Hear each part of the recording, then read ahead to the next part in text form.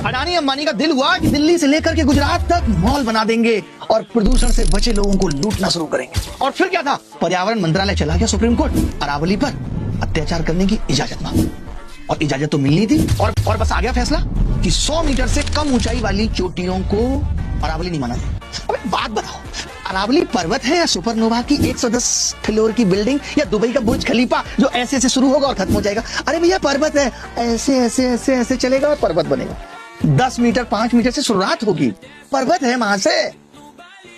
आप ये कहते ये नहीं होगा। और कमाल की बात आप नहीं देख रहे हैं, लोग ये कह रहे हैं कि भैया 90% हिस्सा तो 100 मीटर से नीचे का है, यानी 90% खत्म।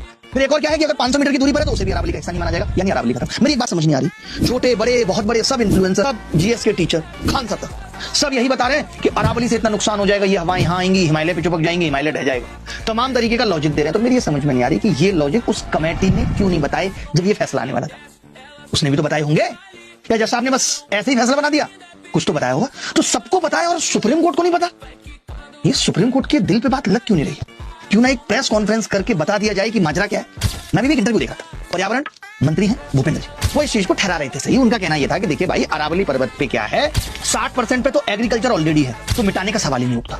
30% पे बड़े बड़े शहर बसे हुए हैं, जयपुर अजमेर, तो उसकी भी बात छोड़ दो। बच गया 10% के, उसमें भी 0.19% उन्होंने कहा है जहां पे खनन किया जा सकता है। उनका कहना यह है कि जो इलीगल खनन हो रहा था उसको रोकने के लिए जो राज्य अपने हिसाब से करा रहे थे उस पर केंद्र सरकार का एक स्ट्रिक्ट लॉ लाना जरूरी था, ऐसा उनका कहना। मेरा नहीं।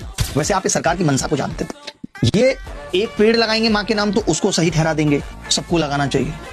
ये एक तरफ गांधी को बुरा भला कहेंगे और फिर कहेंगे कि गांधी स्वच्छ योजना चला देंगे। तो इनका समझ में नहीं आता कि ये जो करते हैं उसको ही ये सही ठहरा देते हैं। अभी इतने सारे ये पेड़ काटेंगे तो पेड़ काटने को सही ठहरा देंगे। अडानी को 1 रुपए में जमीन देंगे तो ये उसको सही ठहरा देंगे, अडानी गरीब था, हाथ जोड़ रहा था, कह रहा था हम पे 1 ही रुपया है, ये ले लो, हमें जमीन दे दो। आप ऐसे ही देख लो, ये जमीनें तो सिर्फ 1 रुपए में बिकती हैं, डीलें तो अडानी अंबानी से होती हैं। तभी तो पार्टी फंड में 2014 में जहां 700 करोड़ थे आज 7000 करोड़ हो गए। मैंने नहीं चेक किया, रिपोर्ट कहती है जो ये इलेक्शन कमीशन में जमा करते हैं, हर पार्टी को जमा करनी पड़ती।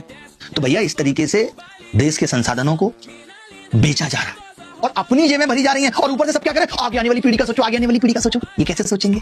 इनकी तो कोई पीढ़ी आगे आने वाली है ही नहीं। बल्ले बल्ले, इनको क्या मतलब, ये तो चले जाएंगे ऐसे करके। भुगतेगा कौन? हमारे आपके बच्चे। ये देश तुम्हारे बाप की बपौती नहीं है, ये देश हम सबका है। अगर 5000 ट्रैक्टर राजस्थान से चल दिए हैं अरावली का फैसला बदलवाने के लिए, तो जैसे कुत्ते वाला फैसला बदला था ये भी बदला जाना चाहिए। सेव अरावली, सेव पेड़, सेव युवा भारत का जो बेरोजगारी की मार से करा रहा है। सब कुछ सेव करने की जरूरत है महाराज, यशस्वी साहब।